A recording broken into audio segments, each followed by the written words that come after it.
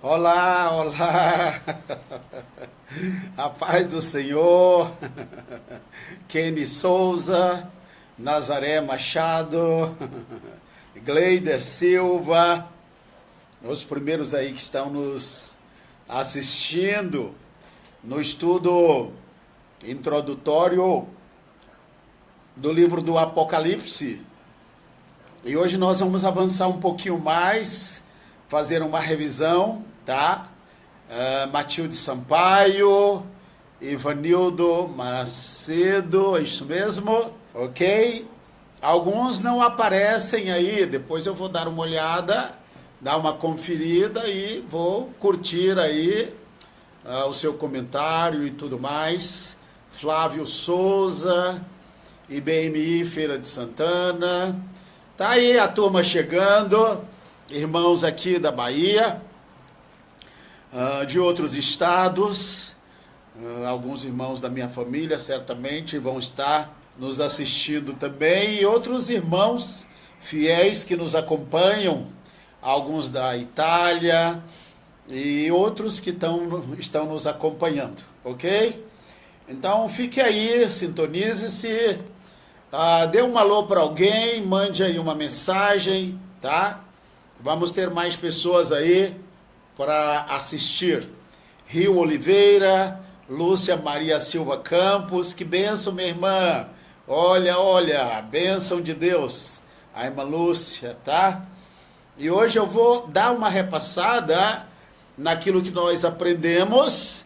E essa repassada, esse resumo, é para também sintonizar, porque há um grupo que está chegando eles estão pegando, como fala, o bonde, o trem andando, para eles não ficarem perdidos, tá? Então hoje nós vamos ter um estudo muito especial. Agora, mais uma vez, cadê a sua Bíblia, ok? Onde está a sua Bíblia? Leo Diniz Júnior, tá? E a pastora Micheline também, que está assistindo. Adlis Lessa, tá?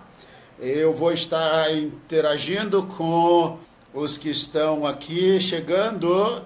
E depois eu entro na mensagem, vou dar uma pausa, fazer uma pausa e entro novamente para falar com vocês, tá? Rodrigo, lá de Brasília, é isso mesmo? Gente muito boa, oh, que bênção saber que você está aí, meu irmão, ok?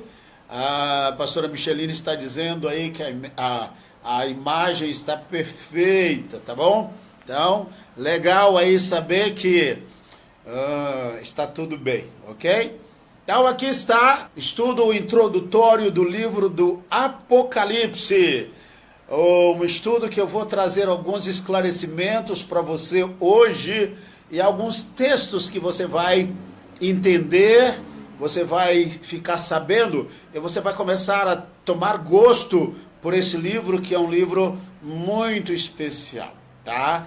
Está aí também nos assistindo a Cíntia Souza, a Rio Oliveira e muitos outros que certamente vão estar aí conosco, tá? Irmãos estão chegando do trabalho, mas estão aí. Meu irmão, minha irmã, quando você aprende um instrumento, você tem que ter um instrumento.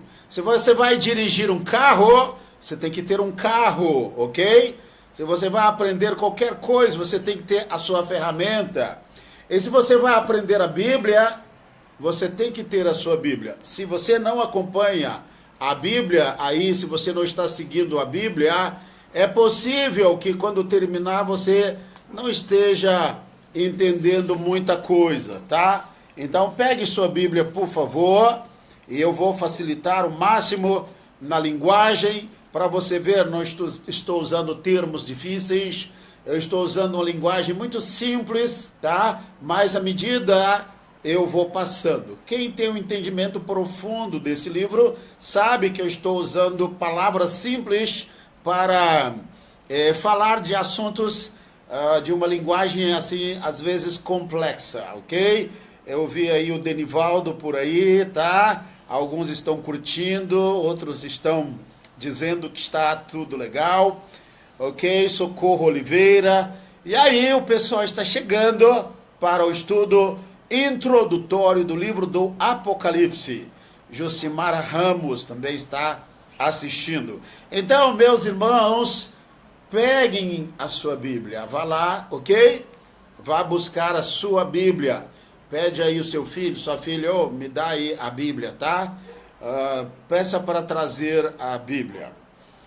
Apocalipse, estudo introdutório, a primeira parte. Nós vamos andar assim um pouco, não vou dizer superficial, não é um termo muito bom para as coisas sagradas, mas eu vou falar de uma forma introdutória, resumida, e você vai pegando, aprendendo, e depois vou passar a usar uma linguagem assim, tá? Mais firme. Então nós vamos aprender o ABC do Apocalipse, uma linguagem, a parte introdutória, e depois nós vamos aprender no nível mais profundo. Marcos Vinícius também está nos assistindo. Irmãos, vamos ver então. O Apocalipse foi... Irmã Doriene Abreu estava aguardando, Ela está realmente com sede desse aprendizado. E a Bíblia fala, não é, que o Senhor abre o entendimento daqueles que têm desejo de aprender. Aqueles que têm sede das coisas espirituais, o Espírito de Deus se revela trazendo o conhecimento. E aquilo que você aprende da Bíblia, certamente Deus vai usar para te trazer um refrigério, um livramento, sabe, te tirar de uma situação difícil. O conhecimento é algo especial. Thelma Ribeiro, Josi Gomes, Eduardo Silva, Felipe Ramon, ok? Galera jovem aí, Cristina Perazzo, vamos ver aí, deixe seu comentário, tá? E nós estaremos respondendo você. No começo, eu não vou tecer comentários sobre o que você escrever, ou perguntas, porque à medida que eu for falando, a sua dúvida vai caindo, ok? Já pegou a sua Bíblia? Olha lá, estamos perdendo um tempo, tá? Pegue a sua Bíblia, por favor. Cíntia Souza, tá? A Igreja Batista Missionária fica na Rua Ametista, 147, bairro da Brasília, ali nas proximidades do Colégio Polivalente, tá? Roseli Farias, Cristina Perazzo e os demais irmãos que estão aí. Deixe seu comentário, ok? Apocalipse quer dizer descortinar. A palavra Apocalipse quer dizer revelação. E a palavra revelação quer dizer descortinar, afastar o véu. Se você está num teatro, se você está num lugar muito bonito e você vai assistir uma peça linda, tá? E ali estão umas cortinas e tudo está parado, todo mundo no suspense. Certamente vai passar a vida do Abraão, vai passar uma peça sobre o nascimento do nosso Senhor Jesus Cristo, ou uma cantata, ou uma festa de tabernáculos, sabe? Mas há cortinas ali. E lá por trás há movimento, tá? De pessoas que estão trabalhando para que a peça seja perfeita, para que a história contada, narrada, seja perfeita, tá? E quando abrem-se as cortinas, ou abre-se a cortina, você vê do outro lado. O que está por trás das cortinas, tá? É o termo Apocalipse. Apocalipse quer dizer descortinar ou afastar o véu. é o último livro da Bíblia, escrito pelo apóstolo João, apóstolo do amor, tá? E ele estava na ilha chamada Patmos, você pode jogar aí, a ilha de Patmos, e você vai ver que a irmã Doriane está dizendo que agora está perfeito. Que alegria, minha irmã, saber que está tudo bem aí. E lá na ilha de Patmos, irmã Doriane, você está próximo aí da ilha de Patmos, hein? Faça uma visita lá ao lugar que o apóstolo João, há uma gruta chamada Gruta da Revelação, deve estar aí mais ou menos, deixe-me ver, se você for de avião, no máximo 1 hora, não dá 1 hora aí de onde você está, tá? De Roma, dessas imediações aí. A irmã Doriane, ela está nas proximidades ali da ilha de Patmos, tá? E lá, irmã Doriane, há a chamada Gruta da Revelação, aonde o apóstolo João recebeu a revelação do Apocalipse. E lá certamente tem alguém para explicar como nós fomos lá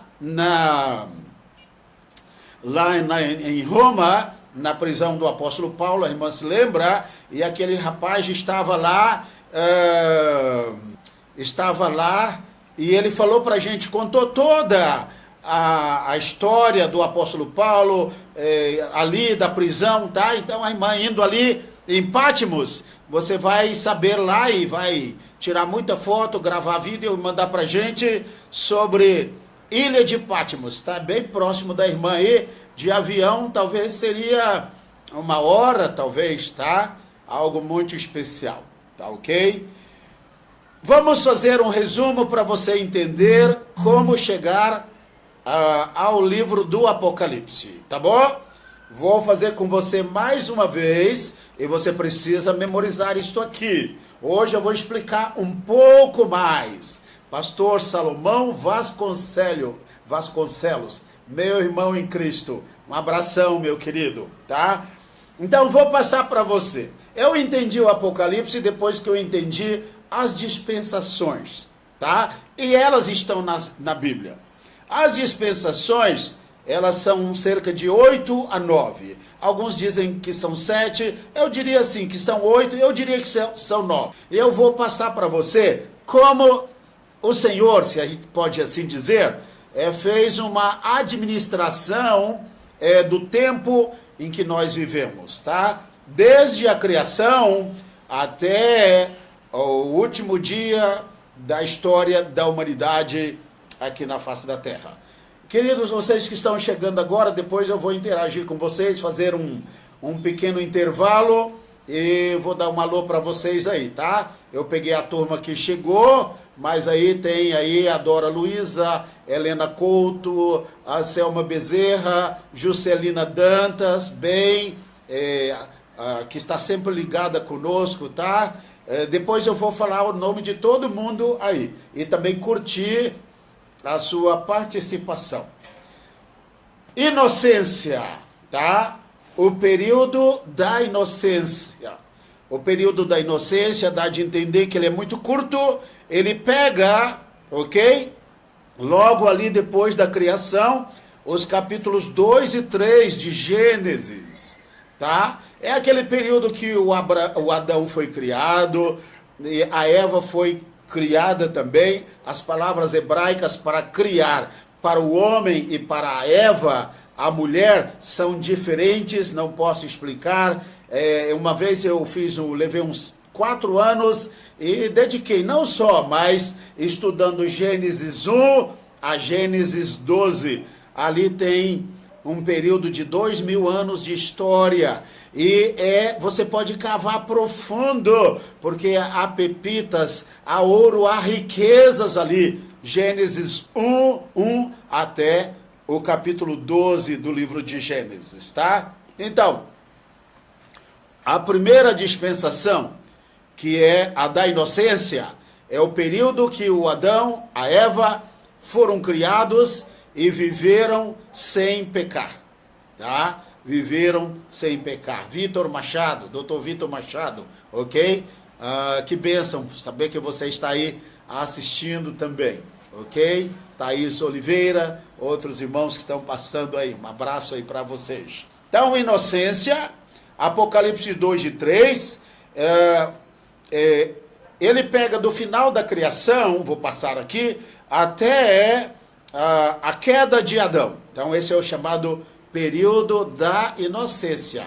Preste atenção nisso aí, senão você vai ter dificuldade. Porque o Apocalipse, ele está lá no final. Você precisa saber o que tem de sequência aí, tá? Depois vem o período chamado da consciência, que é o período que o homem toma a queda, Satanás, o encardido, o malandro, tá? Vai lá e passa a lábia no Adão, na Eva, nos nossos pais, segundo a carne, e os derruba. Eles não resistem à tentação, querem ser semelhantes a Deus, e eles, infelizmente, eles caem em desgraça, tá?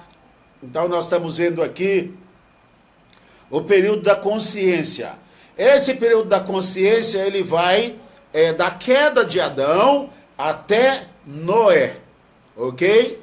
Então, o período da consciência vai da queda de Adão até Noé, que vai de Gênesis 4 a 8. Depois você pega esse pedacinho aí e você faça algumas notas para você aprender, porque isso é muito importante, tá?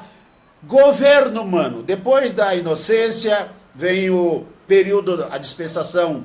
Depois da dispensação, a primeira, que é a consciência, vem a dispensação do governo humano. Agora, primeiro, estou preocupado não, sintonizado em você, mas vou deixar você para depois, senão, depois eu falo com vocês aí. Inocência, ok? Consciência. Inocência vai de Gênesis 2 e 3, a consciência, tá? A dispensação da consciência vai de Gênesis 4 a 5, aí vem a dispensação do governo humano, que vai de Gênesis 9 a 11, do dilúvio até a construção da Torre de Babel, tá? Depois vem o período patriarcal, que vai de Abraão, Gênesis 12, até Êxodo capítulo 20, quando Moisés recebe no Monte Sinai as tábuas da lei, tá? Então, inocência, consciência, governo humano, promessa ou patriarcal, ok? A patriarcal, nós falamos que vai de Abraão, capítulo 12 de Gênesis, até Êxodo, capítulo 20, quando o Senhor dá as tábuas da lei para o Moisés. E dá o Pentateuco, os 5 primeiros livros da Bíblia, que são chamados de Lei, Torá ou Pentateuco. Pentateuco de Penta, 5 livros, tá? Depois vem, deixa-me ver, inocência, consciência, governo humano, promessa e lei. A lei, a dispensação da lei, ela vai de Êxodo capítulo 20 até Atos capítulo 2.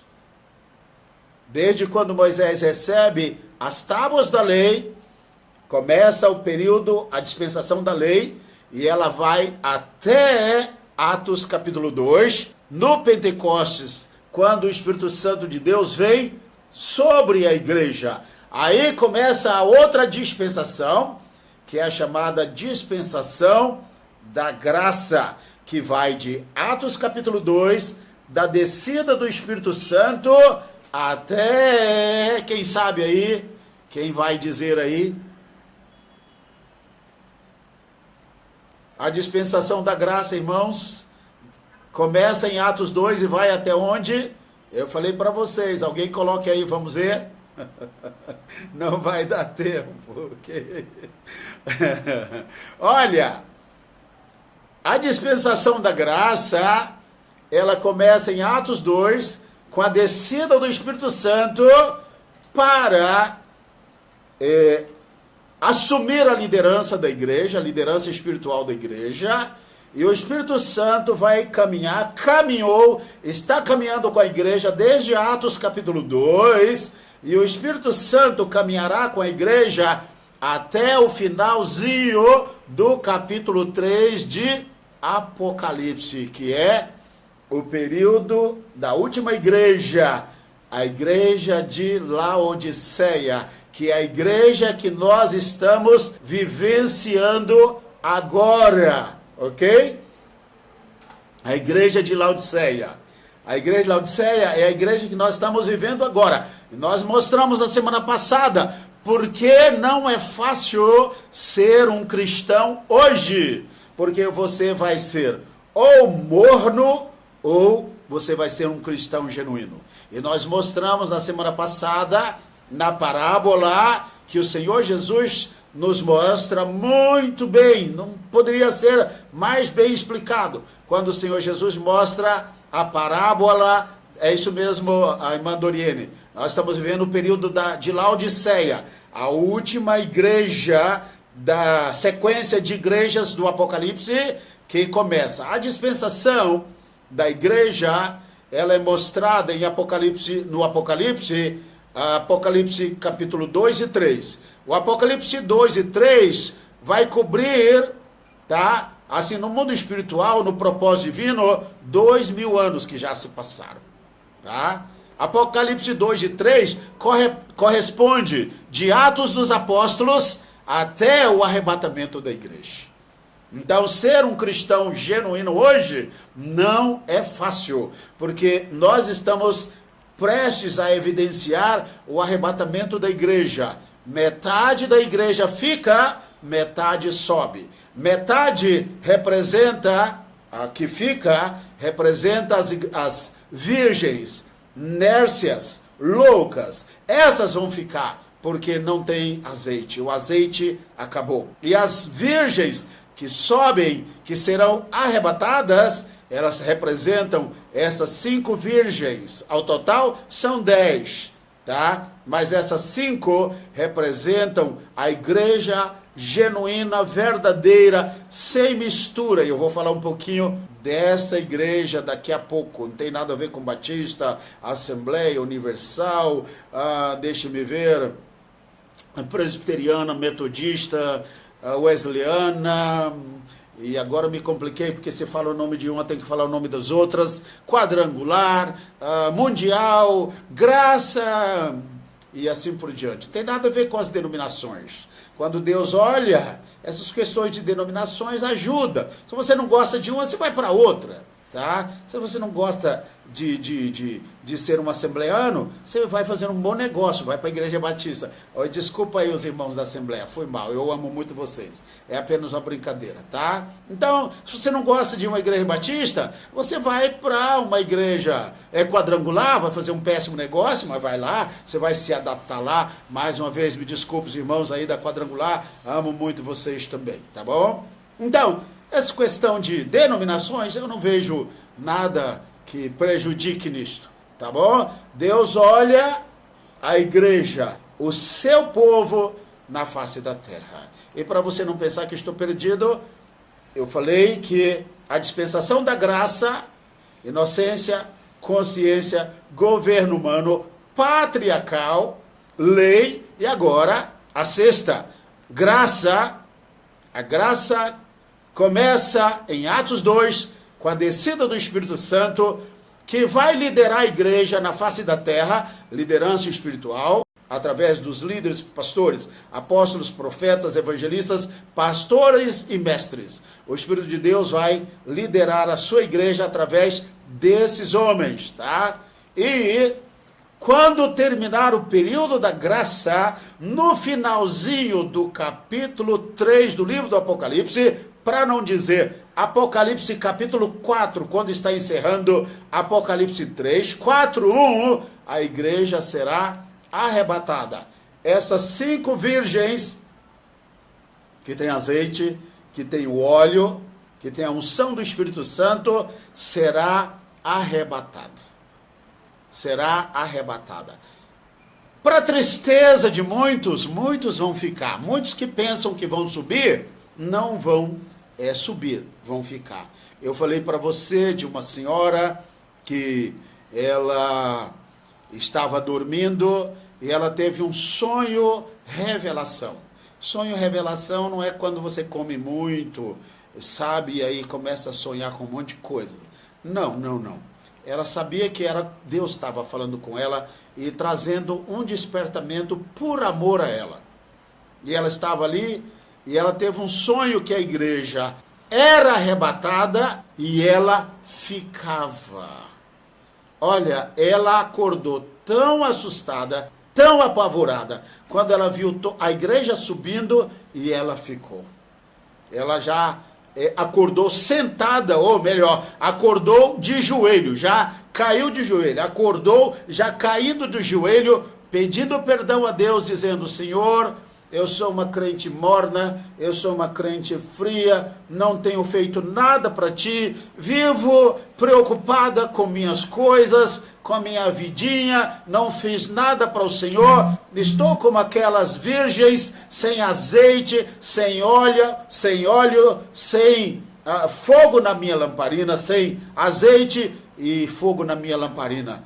E o Senhor disse para ela: você vai ficar.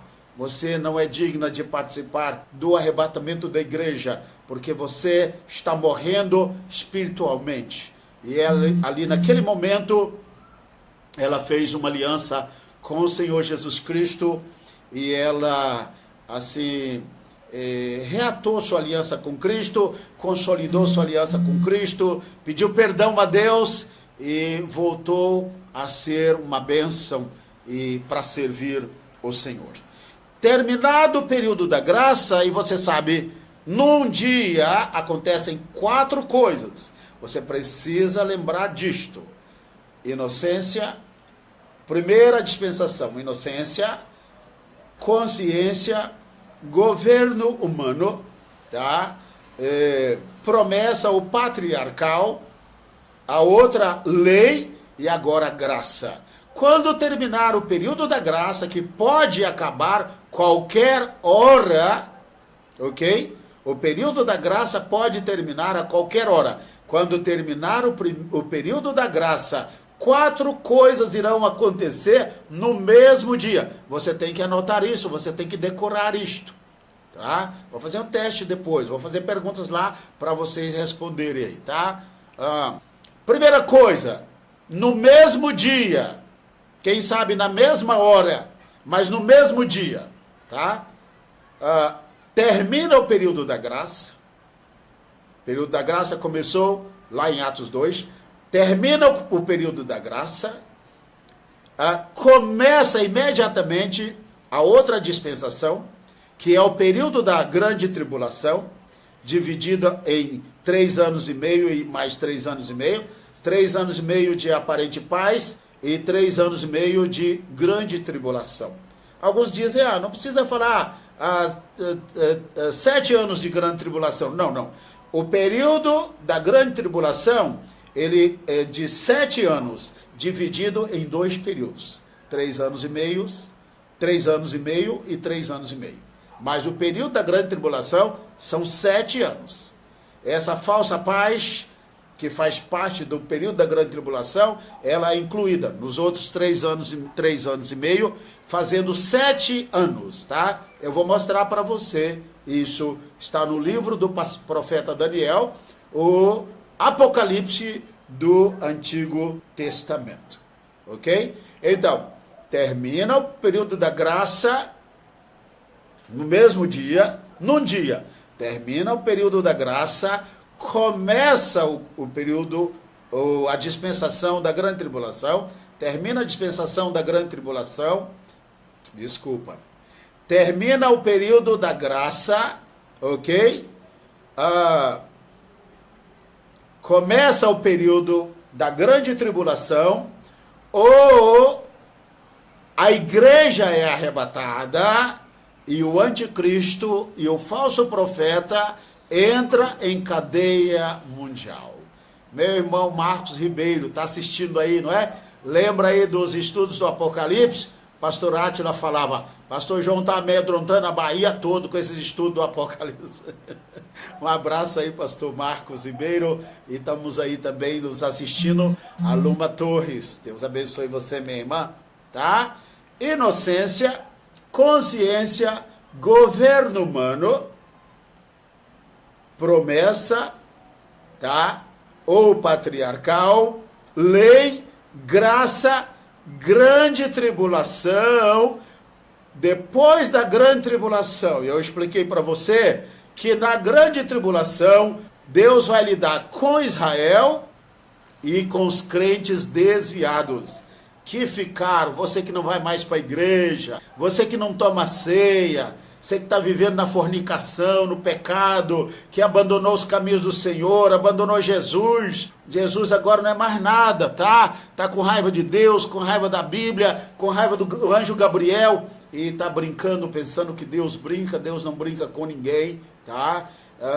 Vivendo no pecado, vivendo uma vida que não agrada a Deus.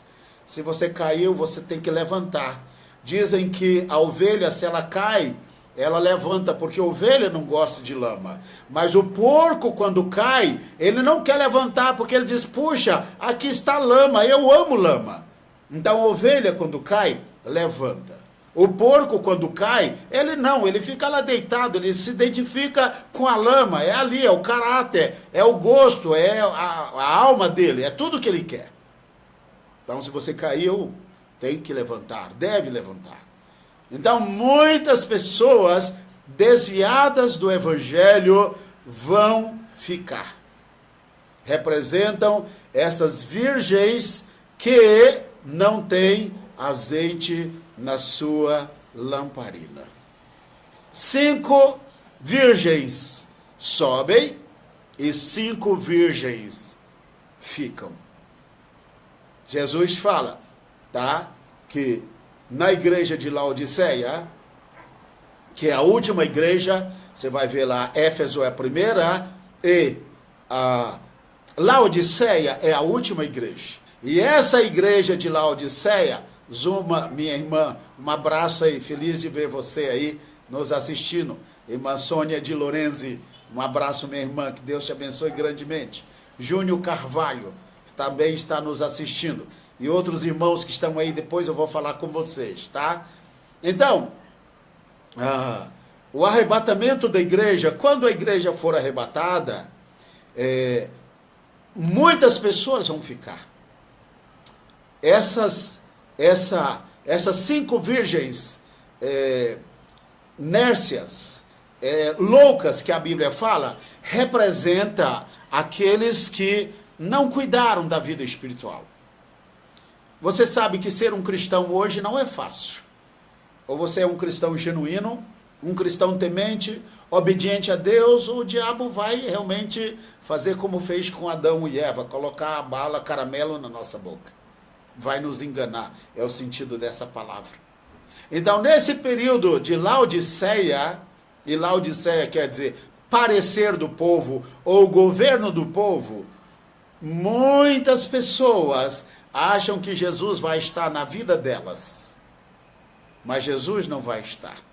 Pelo contrário, Jesus vai estar batendo do lado de fora, querendo entrar. A pessoa pensa que fez aliança com Jesus, que tem aliança com Jesus, mas não tem. E eu vou te dizer por quê. E dessas 5 virgens que vão ficar de fora, esses aí representam a igreja dos últimos dias. A igreja de Laodiceia será metade igreja genuína, igreja firme, com aliança fechada. Por causa dos tempos ruins, tempos difíceis, a igreja diz, eu não tenho outra saída, a não ser levar os olhos para os montes e dizer de onde vem o meu socorro, e responder, o meu socorro vem do Senhor. E essas 5 igrejas aí representam aquelas que fecharam aliança com Deus num período de trevas, esse período que nós estamos vivendo. E as outras igrejas, ou a outra parte da igreja, a outra metade da igreja, representa os crentes frios. Aqueles que acham que Jesus está na vida, em suas vidas, mas não está. Tanto é que o Senhor diz lá no Apocalipse, na igreja de Laodiceia, falando para a igreja de Laodiceia, a última igreja do Apocalipse, antes da grande tribulação, nos últimos versículos, antes de começar o capítulo 4, lembre-se que naqueles dias não era dividido, a Bíblia não foi feita divisão.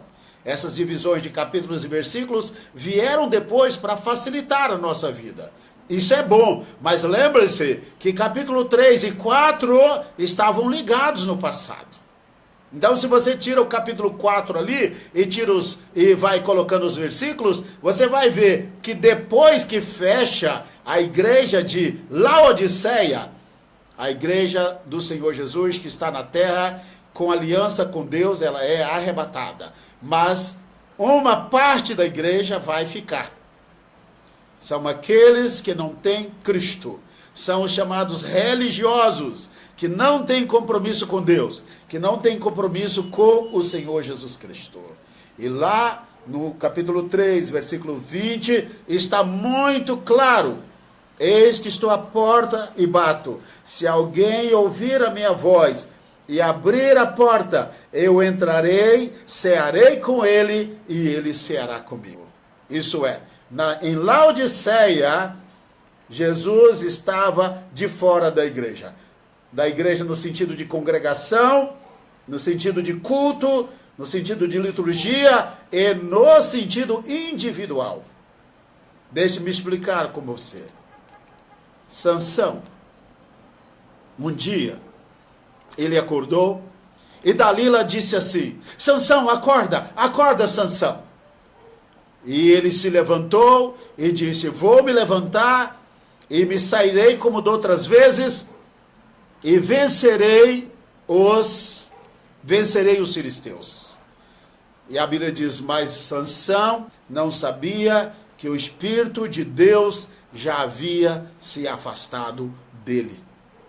Da mesma forma que o Sansão não percebeu que o Espírito de Deus havia se afastado dele, hoje há muitas pessoas que não percebem que o Espírito de Deus não mais está nelas. Você quer alguns requisitos para você se identificar se você realmente tem o Espírito de Deus? Porque a Bíblia diz o seguinte: eis que estou à porta e bato. Se alguém ouvir a minha voz.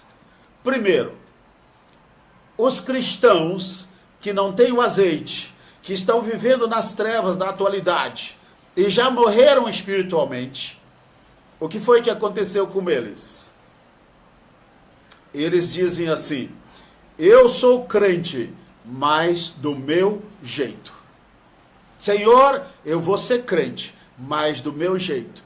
Conheço pessoas, já conheci pessoas que diziam: não, eu sou crente há muitos anos, mas nunca deixei de beber, nunca deixei de fumar. Conheci pessoas que dizem: não, eu sou crente, mas, esse mais é que é o problema. Então a pessoa diz: Senhor, eu vou te seguir, mas da minha maneira. Jesus, ele fala o seguinte: se alguém vir após mim e não toma a sua cruz e me segue, não é digno de mim. E ele vai dizendo ali os passos da renúncia. Ser um cristão é renúncia, é entrega. Mas aí vem a vitória, porque quando você é um crente genuíno, o Senhor está com você.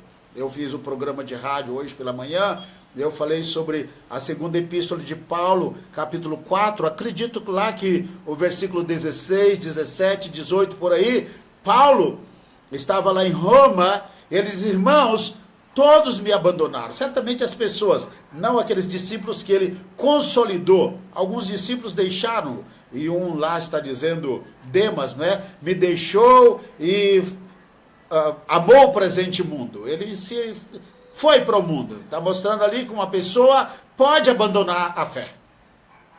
E ele disse: irmãos, todos me deixaram, todos me abandonaram. Mas ele diz o seguinte: mas o Senhor, o Senhor me fortaleceu. O Senhor, ele diz assim, mas o Senhor me assistiu e o Senhor me fortaleceu. Quando você é cristão genuíno, quando você tem aliança com Deus e você passa pelas lutas, o Senhor te assiste e o Senhor te fortalece. Hoje muitas pessoas, elas não têm vida com Deus. Elas não amam a Jesus. Primeiro porque querem ser crentes do seu jeito. Querem ser cristãos, cristãs da sua maneira. Não funciona porque quem dita as regras chama-se o Senhor Jesus Cristo. Por isso que ele é chamado de o Senhor Jesus Cristo. Você sabe que não se prega mais sobre Jesus Cristo Senhor. Se prega que Jesus Cristo é o Senhor numa igreja, se o pastor disser, irmãos, hoje eu vou falar sobre o senhorio de Jesus Cristo. No outro domingo só vem metade da igreja. E o pastor disser assim, olha, eu vou completar o resto do estudo, vou completar mais 2 estudos sobre o senhorio de Jesus Cristo. E mostrar na Bíblia o que é senhorio de Jesus Cristo, na outra semana tem um quarto da igreja. E se ele continuar, vai ficar só Pedro, Tiago e João. Porque hoje você pode falar de qualquer tema, mas você não vê falar sobre Jesus Cristo é o Senhor. E você sabe que é a base da nossa confissão. Lá em Romanos capítulo 10, verso 9 e 10 diz, se com a tua boca confessares que Jesus Cristo é o Senhor e no seu coração creres que Deus o levantou dos mortos, serás salvo. A confissão, Deus bate o martelo e nos declara justo, escreve o nosso nome no livro da vida do Cordeiro, quando nós dizemos, Jesus Cristo é o Senhor, para a glória de Deus Pai. E ele tem que continuar sendo o Senhor da nossa vida. Isso é muito importante. Então, eu não posso ser um cristão do meu jeito. Esse é o primeiro erro. Não posso. Porque se eu disser que eu sou cristão do meu jeito, eu estou enquadrado, incluído naqueles que Jesus está do lado de fora, batendo na porta, dizendo, eu quero entrar. Isso é, Jesus está do lado de fora. A pessoa pensa que Jesus está com ela, mas não está. Jesus está do lado de fora. Está lá em Apocalipse, capítulo 3, verso 20. Um dos últimos versículos da Bíblia. E é o versículo do Apocalipse que fala da igreja de Laodiceia. A última igreja da Bíblia. A última igreja da Bíblia. E a igreja que eu e você fazemos parte hoje, é a igreja que eu e você vamos ser arrebatados. Em breve, irmãos, não existe uma geração tão pecaminosa, tão perversa, igual a nossa. Isso quer dizer que em breve Jesus Cristo virá e ele vai arrebatar a sua igreja. Então estamos vivendo Laodiceia, a última igreja da sequência dessa dispensação da graça. A primeira igreja foi a igreja de Éfeso, a igreja que perdeu o seu primeiro amor, e a última igreja é a igreja de Laodiceia, que é exatamente a igreja que nós estamos vivendo hoje. Parte da igreja, metade é a igreja genuína, cristã, firme na sua aliança com Deus, e metade é morna. A Bíblia disse, vou vomitar. Então, Jesus Cristo é o Senhor. Então, pastor, então conclua aí. Como é que eu sei que eu não tenho mais o Espírito de Deus? A Bíblia diz que o Sansão, ele disse, eu vou me levantar e vou lutar contra os filisteus e vou vencê-lo como das outras vezes. Não sabia ele que o Espírito de Deus já havia se afastado dele. Quando você não tem mais o Espírito de Deus, a primeira coisa que você se torna é um religioso. O religioso, ele é triste. O cristão, ele é feliz, alegre, porque ele tem esperança. O religioso é a pessoa mais triste da face da terra, porque a sua fé está em liturgias frias, mortas e vazias. E o cristão não. A vida dele está pautada na palavra de Deus. Ele está sob o senhorio de Jesus Cristo. Os requisitos de uma pessoa que já morreu na fé. Primeiro, você não lê mais a Bíblia. E eu te pergunto, quando foi que você leu a Bíblia? Você tem várias em casa. Você fica procurando mensagem aí no YouTube, um pregador para falar aquilo que você quer ouvir, não aquilo que Deus quer te falar. Então, se você não pega mais na Bíblia, já tem um tempo, porque o morto não come. Quem já morreu não come comida. E quem está morto espiritualmente não come isso aqui. Isso aqui é a nossa comida, é o nosso alimento. Uma pessoa que não come, morre. Ela fica fraca. E quando você deixa de comer, alimentar da palavra do Senhor, você está morto. Ou você já morreu, ou está morto, ou está morrendo. Então a primeira coisa que a pessoa que morreu espiritualmente, ela deixa de fazer, ela não pega mais na Bíblia. Ela não pega mais na Bíblia para ler. Ela não senta para comer o banquete, para se alimentar do banquete de Deus. O pão, o alimento que Deus nos deu. A segunda coisa, a pessoa não tem mais desejo de orar. Ela ajoelha, fica ali 2 minutos, deixa o celular de lado, e ela fica mais no celular do que na oração. Deus não mais tem tempo para... A pessoa não tem mais tempo para Deus. A pessoa separa meia hora de oração, 1 hora de oração, mas recebeu ali, 10 ligações e respondeu 30 WhatsApp. Entrou no Instagram, ainda entrou no Facebook. Isso não é oração. Isso quer dizer que a pessoa já morreu. E ela não percebe que ela está morta espiritualmente. A terceira coisa, ela não tem mais comunhão. Ela não sente mais desejo de ir para a casa de Deus. Domingo, ela arranja um monte de coisas para fazer. O único dia que ela tem para se alimentar, ouvir uma palavra, ter comunhão, ouvir uma palavra diferenciada. Ela fica em casa, liga a televisão e vai ficar procurando alguma coisa na televisão. Então a primeira coisa, não lê a Bíblia. Segunda, não ora mais. Terceiro, não mais tem comunhão, não vai para a igreja. Já tem não sei quanto tempo que não participa de ceia. Domingo agora é a ceia na nossa igreja. Nossa igreja tem ceia todo primeiro domingo do mês. É o tempo que a nossa igreja se reúne.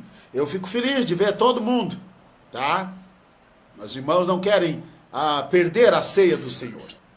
Então, se você não tem mais alegria de ir para a igreja, a sua alegria é ligar a televisão na hora do culto e começa um filme gostoso, e o diabo sabe exatamente a hora de colocar os filmes. O diabo diz, olha para a emissora, bota aquele filme lá bonito, porque os crentes vão para a igreja. Se você botar aquele filme, pega todo mundo. Não tenho nada contra futebol, mas muitos irmãos só vão para a igreja depois de ver o seu time ou perder ou ganhar. Chegam na casa de Deus atrasados. Todo domingo tem uma turma que chega. Eu vejo lá de trás. Aqueles irmãos que chegam. Lá no meu coração eu digo, eles estavam assistindo o jogo. Perdeu todo o louvor. Chegam no culto depois que o louvor terminou. Quando já começou a palavra. Isso é, pessoas que já estão morrendo. O Deus deles é o Deus do futebol. É o futebol. O rei deles, o Senhor deles é o futebol. Então Satanás, ele entende de psicologia, ele saca. Então ele vai colocar programas domingo à tarde para encher o seu coração. Antigamente o povo de Deus domingo consolidava, ligava para alguém que não estava bem, fazia uma visita, inclusive os pastores, mas uma boa parte, tá? Estou falando dos homens de Deus, não. A maioria dos pastores hoje fica em casa assistindo televisão e jogo domingo à tarde. Por isso que muitos, infelizmente, não me refiro aos homens de Deus. Homens de Deus não fazem isto. Por isso que muitos chegam domingo à noite, não têm o que pregar, não sabem o que pregar. E quando pregam, a igreja diz, eu não consigo ouvir isto, eu não consigo receber isto. Eu não entendo o que ele está falando, porque o líder está morto espiritualmente. Deus não trabalha desse jeito. A pessoa pode ir até para o púlpito e pregar uma mensagem bonita intelectualmente, mas se não tocou o espírito, Deus sabe de todas as coisas. Então essas são características de uma pessoa que já morreu espiritualmente. Ela não lê a Bíblia, ela não ora mais, ela não congrega. Josué Levi, que Deus te abençoe, meu irmão. Tudo de bom para você aí, hein? Estamos acompanhando seu trabalho, ok? Deus te abençoe, meu irmão. Então, essa pessoa não lê mais a Bíblia, não ora mais, não tem comunhão, não participa mais da ceia, tem mais interesse nas coisas do mundo do que nas coisas de Deus, está fria, fraca na fé, não fala do amor de Deus, não compartilha o amor de Cristo Jesus e não entrega mais o seu dízimo e não entrega mais a sua oferta. Para ela, entregar o dízimo, a oferta, para ela é um prejuízo. Ela não entende, não vê dessa forma. E começa a compactuar, a aceitar críticas, aquilo, não estou falando dos erros, igrejas têm falhas, não é? Mas elas começam a se apoiar, eu não vou para a igreja não, a igreja é cheia de falha, os pastores são cheios de falha, e começa a achar defeito na Bíblia, e começa a se afastar, e ela começa a morrer espiritualmente.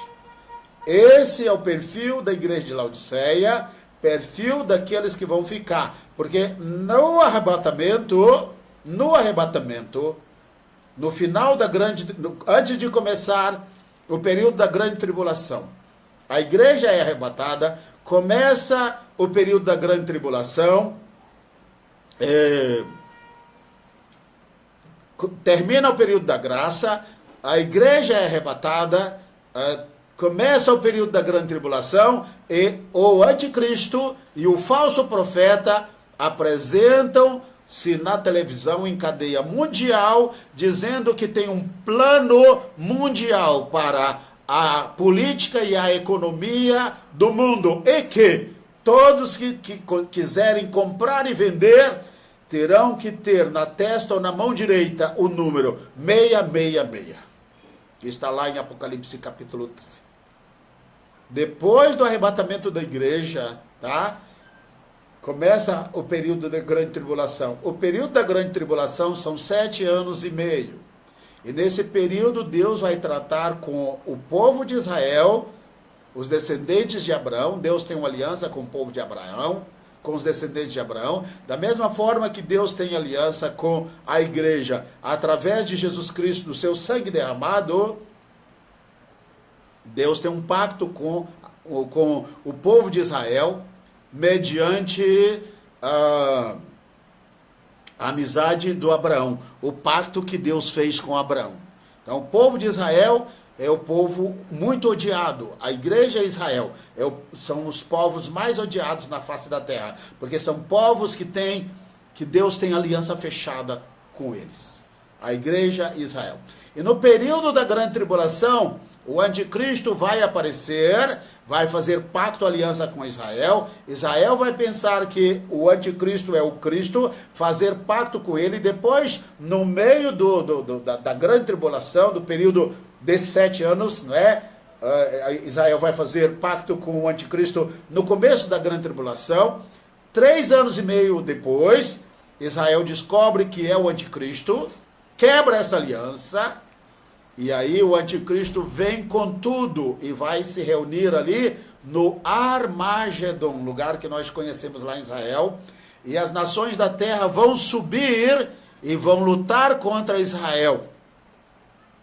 E nesse período o Senhor vem pela segunda vez.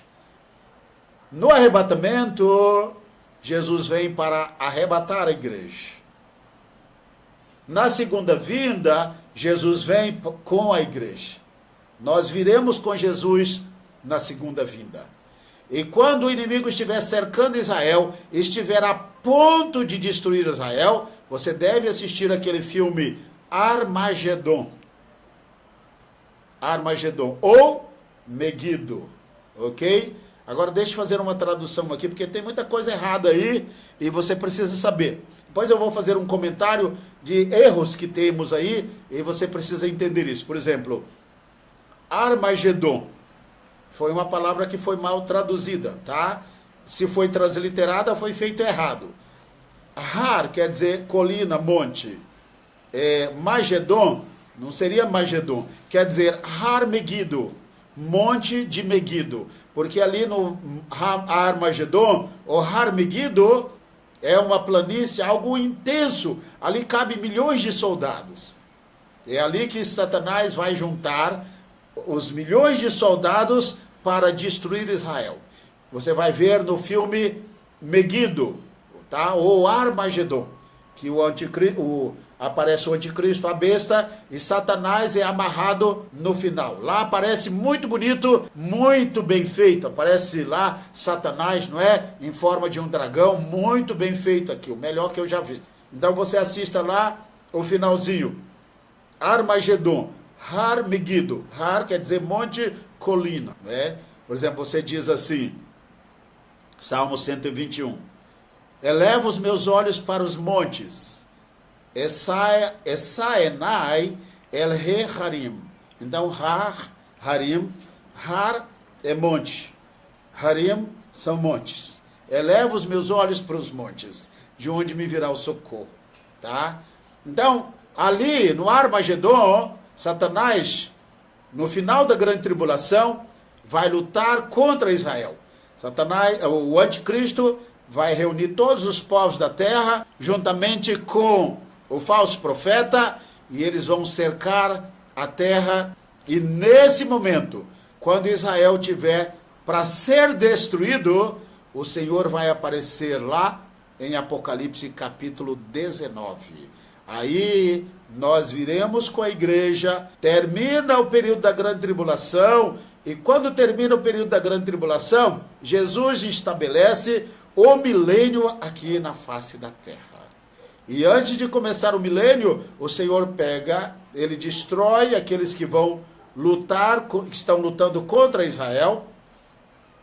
Ele amarra Satanás por 1000 anos e lança o anticristo e o falso profeta no lago de fogo e enxofre. Você pode ver em Apocalipse capítulo 20 que os primeiros habitantes do lago de fogo e enxofre chamam-se a besta e o falso profeta, que estão lá em Apocalipse capítulo 13. Depois de 1000 anos, o Senhor vai reinar 1000 anos aqui na face da terra. Nós vamos reinar aqui com eles. Vamos voltar àquele período em que o homem vivia 1000 anos. Noé viveu 950 anos, Adão viveu 930 anos, Matusalém 969 anos. Olha o quanto esses homens viveram. Por exemplo, se o Senhor Jesus vem hoje, está terminando o período da grande tribulação, e o Senhor Jesus vem hoje e instala o milênio na face da terra. Se uma criança nasceu naquele momento, ela vai viver 1000 anos na face da terra. Ela não vai morrer. Ela vai viver tanto quanto Matusalém, não é? O homem que mais viveu na face da terra. Depois de 1000 anos, você pode ler em Apocalipse capítulo 20. Preste atenção nesse capítulo, Apocalipse capítulo 20.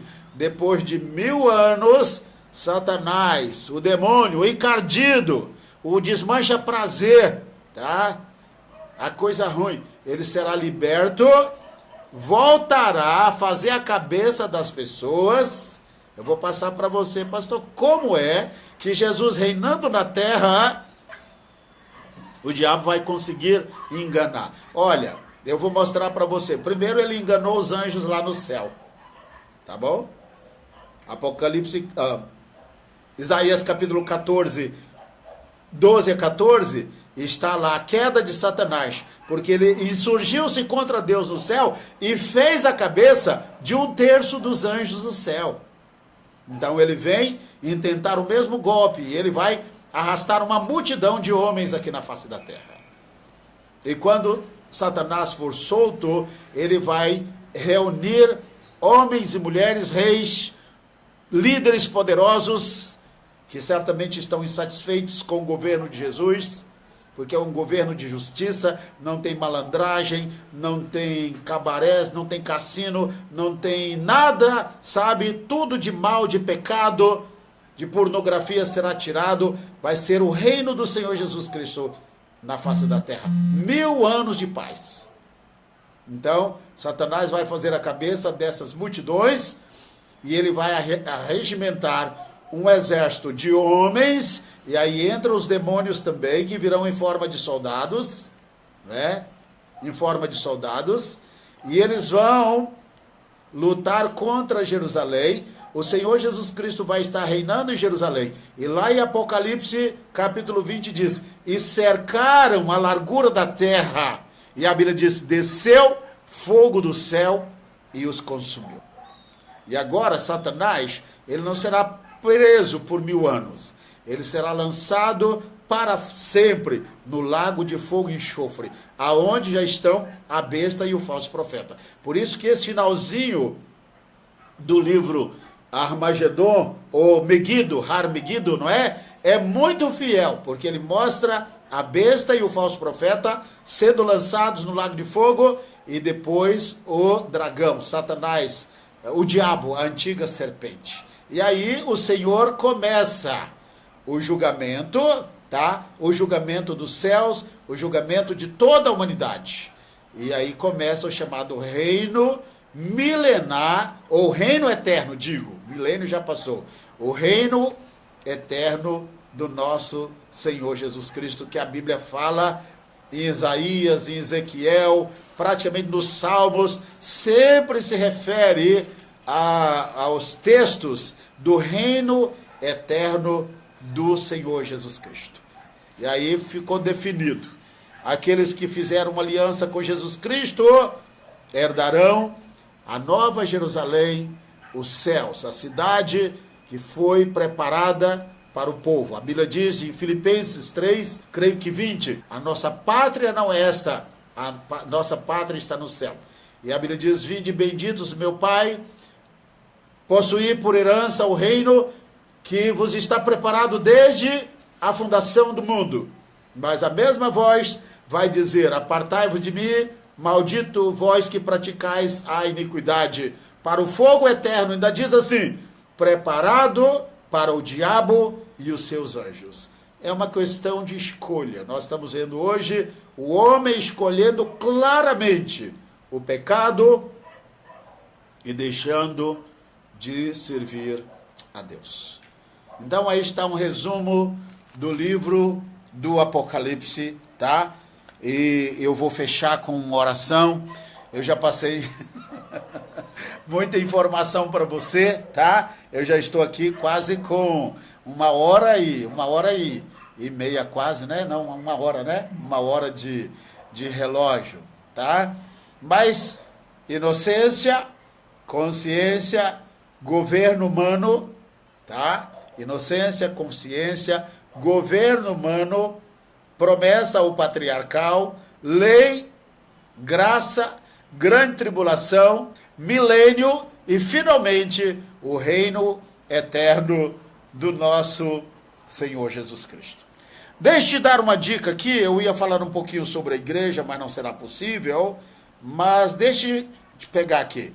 Pegue sua Bíblia aí, por favor, e corra lá para Apocalipse, capítulo 1, tá? Eu vou mostrar para você alguns segredos que temos aqui no livro do Apocalipse. Mas você precisa pegar a sua Bíblia, tá? Primeiro você vai para Apocalipse capítulo 1, e o último versículo. Eu vou mostrar para você que há alguns textos difíceis de interpretar, que você não vai saber deles no Apocalipse, mas eles estão em Jeremias, eles estão em Daniel, eles estão em Isaías, tá? Eles estão em algum outro livro da Bíblia. Eu aprendi chamada hermenêutica, a arte de interpretar textos, que na Bíblia, a Bíblia interpreta a própria Bíblia. Se você lê só um texto, você não entende. Mas se você lê o livro, você entende. Se você lê todo o Novo Testamento, você entende. Se você quer entender toda a Bíblia, você tem que ler toda a Bíblia. Você não pode ler um pedacinho da Bíblia e dizer: eu não entendo. Como é que você vai entender? A Bíblia é uma carta, cheia de detalhes. Então você tem que entender toda a carta. É uma carta de amor para o seu povo. Por exemplo, em Apocalipse você vai ver Jesus ele está andando no meio de 7 candeeiros. E ele está andando ali, ele tem nas mãos 7 estrelas. Mas, pastor, o que é candeeiro? O que é estrelas? Então você tem que estar atento nisto, porque geralmente no final do capítulo, nem todos os capítulos, geralmente no final do capítulo, ele tem um versículo chave que ele abre a porta para o capítulo. Olha aqui, ele diz aqui: eis o mistério das 7 estrelas.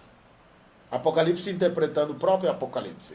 Eis o mistério das 7 estrelas que viste na minha destra, e dos 7 candeeiros de ouro.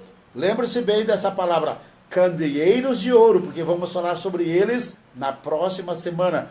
Olha, é muito lindo esse estudo aqui, tá? E dos 7 candeeiros de ouro. E aí ele explica o que é isso.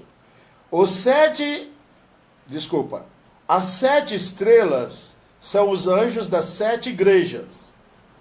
Esses anjos aqui representam os pastores das igrejas de Éfeso e de Laodiceia daquele tempo, e todos os pastores da igreja do Senhor na face da terra, que irão pastorear o rebanho de Jesus Cristo na face da terra. Ouvi um rapaz aí, certamente, no Face, dizendo: quem disse que pastor aqui é pastor, aqui é anjo. Falei, peraí, Deus tem reunião com os anjos lá no céu, e ele vai ter que falar para a igreja, chamar os pastores de anjo? Peraí, não pode. Se Deus tem reunião com anjos, ele fala para eles lá, não tem nada a ver com a igreja aqui. Então, esses anjos aqui é a liderança da igreja. Então, no capítulo 2 e 3, o Senhor está falando para a igreja e para a liderança. Ele está dizendo aqui que as 7 igrejas são desculpe. É porque eu estou lendo o versículo 1 do capítulo 2. Ele diz aqui: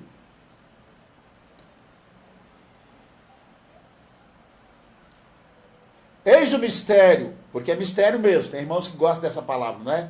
Um monte de irmãs aí, é mistério, pastor. Deus revela mistério. Eis o mistério das 7 estrelas que viste na minha destra. O que você tem que entender é que esses anjos, que são líderes da igreja, estão nas mãos do Senhor. Essa é a coisa mais linda no livro do Apocalipse. A liderança do corpo de Cristo. Não estou dizendo todos. Hoje, pastor é de rodo. Hoje existe uma fábrica de pastores aí que só Deus para ter misericórdia. Não sabemos aonde vamos parar com isto. É gente sendo melado de óleo de tudo quanto é jeito aí. Misericórdia. Tá? Não estou criticando não. Mas eu estou vendo gente aí dizendo ser pastor, pastora, que eu boto a mão na minha cabeça e digo: Senhor, eu tive que passar por um conselho, por uma sindicância, eu tive que ser submetido à eclesiologia, ética pastoral, teologia. Me pegaram lá pastores mais experientes, sabe, testando meu conhecimento. Para ser pastor, eu tive que pastorear 2 anos para depois ser aprovado. Hoje você faz um seminário e já sai de lá como pastor. Fábricas de pastores. Isso vai dar uma dor de cabeça. Eu não estou dizendo dessas pessoas. Eu estou falando de homens e mulheres de Deus que Deus chamou para a liderança da igreja.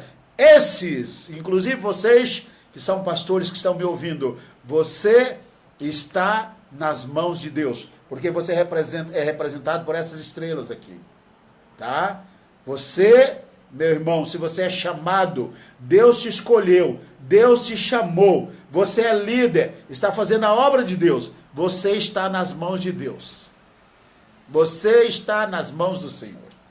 Então você aqui representa, aqui são os pastores. Todos os pastores da igreja, desde o Pentecostes até o arrebatamento, todos esses pastores estão nas mãos do Senhor. Então, se você é pastor, se você é chamado, Deus te chamou, você é homem de Deus, não é melado de óleo não, você é chamado, pessoa que tem unção, tem fruto, tem caráter, tem vida, tá? Então, você está nas mãos de Deus. Deus tem um compromisso com você. Então, aqui está.